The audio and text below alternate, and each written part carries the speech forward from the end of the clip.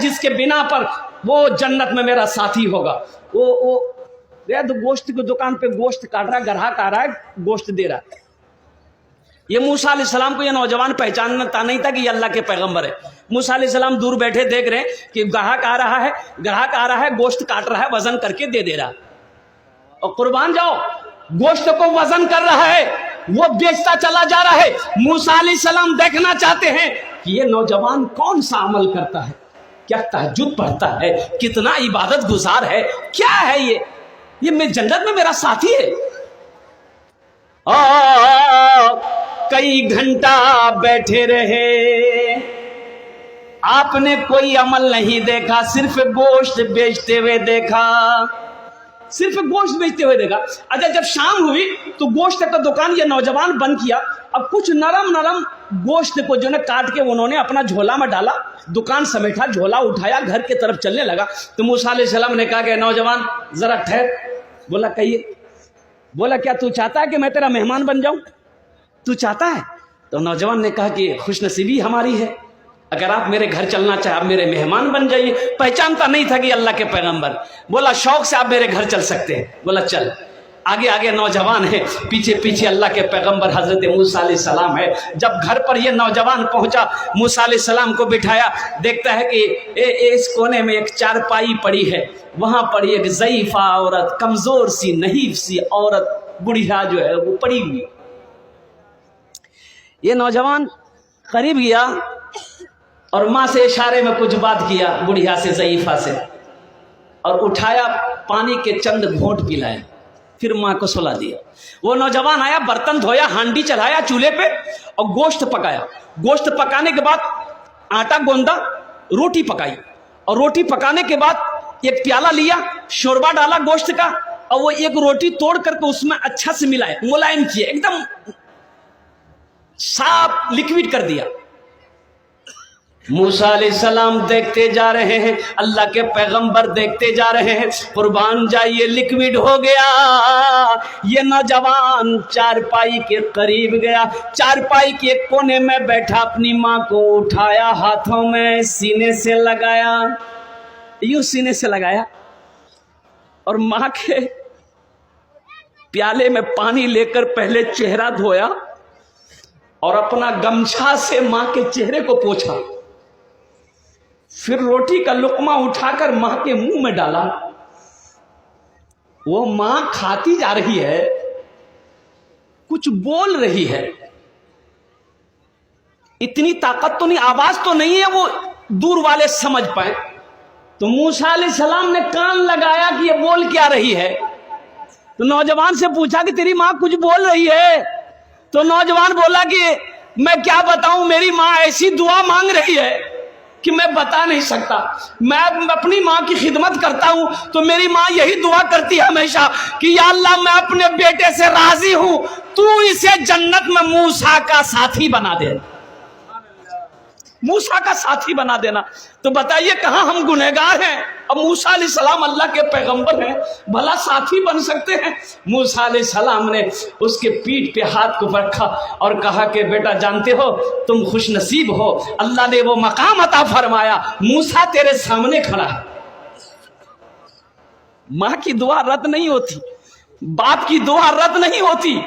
اللہ توفیق دے. اللہ کے نبی جناب محمد رسول اللہ صلی اللہ علیہ وسلم اپنے ماں کے شکم میں تھے, باپ کا انتقال ہو گیا. جب 7 سال کی عمر ہوئی, ماں کے ساتھ مدینہ گئے تھے. اب مدینہ سے پھر مکہ لوٹ رہے تھے, راستے میں ایک جگہ ہے, ایک جگہ جس کا نام ہے مقام ابوا, وہیں پر ماں کی طبیعت خراب ہو گئی. حضرت آمنہ کی طبیعت خراب ہو گئی. ان کے ساتھ میں ایک دائی تھی, ایک خدمت گزار والی تھی, حضرت ام ایمن رضی اللہ تعالیٰ عنہ تھی. اتنا تیز بخار آیا حضرت آمنہ کو, اتنا تیز بخار آیا کہ وہ بخار اترتا تھا, چڑھتا تھا, اترتا تھا, یہاں تک کہ کبھی کبھی حضرت آمنہ بے ہوش ہو گئی اور اسی بے ہوشی کی حالت میں انتقال کر گئی. اللہ کے رسول صلی اللہ علیہ وسلم کی عمر 7 سال تھی. بھائی کتنی عمر تھی؟ 7 سال کی عمر میں ماں چلی گئی. تو اللہ کے رسول نے ایک موقع پر ارشاد فرمایا, کاش میری ماں آمنہ زندہ ہوتی, میں عشاء کی نماز پڑھ رہا ہوتا، سورہ فاتحہ تلاوت کر رہا ہوتا، میری ماں آمینہ آواز دیتی بیٹا محمد، تو میں نماز توڑ کر ماں کی بارگاہ میں حاضر ہو جاتا، میں نماز توڑ کر ماں کی بارگاہ میں حاضر ہو جاتا۔ پیتے پیتے دودھ کبھی چل میں جب چھپ جاتے تھے، خود ٹھنڈک میں ماں سوتی گودی میں ہم سو جاتے تھے، گودی میں ہم سو جاتے تھے۔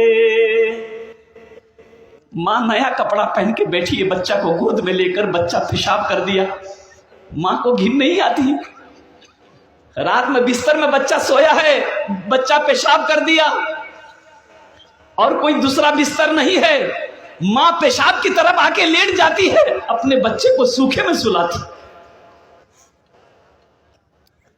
ماں باپ کا مقام تو دیکھو کیا ہے۔ اور ایک بات یاد رکھنا، جو اولاد اپنے ماں باپ کے ساتھ جیسا کرے گی اس کی بھی اولاد ویسا ہی کرے گی۔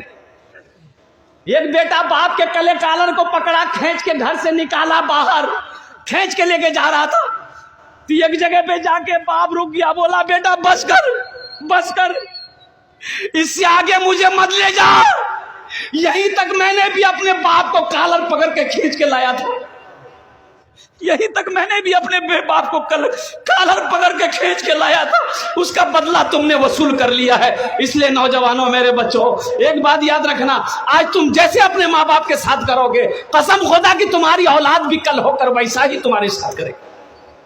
یہ بدلہ ہے، یہ بدلہ ہے، یہ بدلہ ہے۔ جیسی کرنی ویسی بھرنی۔ تو انشاءاللہ اپنے ماں باپ کے ساتھ اچھا سلوک کریں گے میرے بھائی کریں گے انشاءاللہ۔ کتنے لوگ کرو گے؟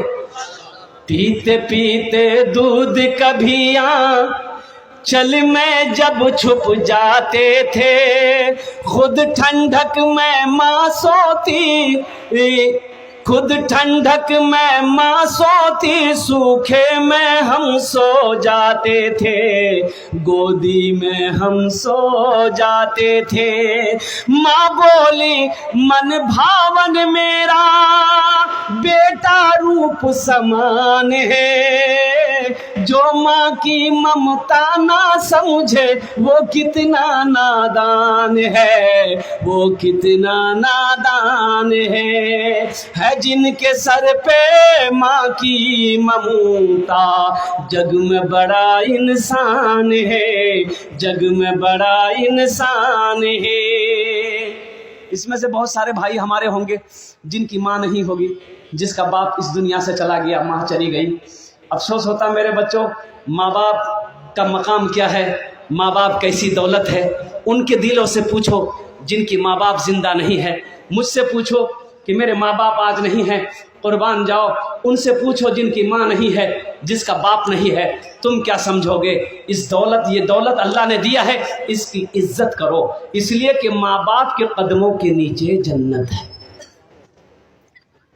مت پوچھو راتوں کو میں بھی کیسے کیسے سوتا ہوں، مت پوچھو راتوں کو میں بھی کیسے کیسے سوتا ہوں، جب جب ماں کی یاد ستائے چپ کے روتا ہوں، چپ کے روتا ہوں۔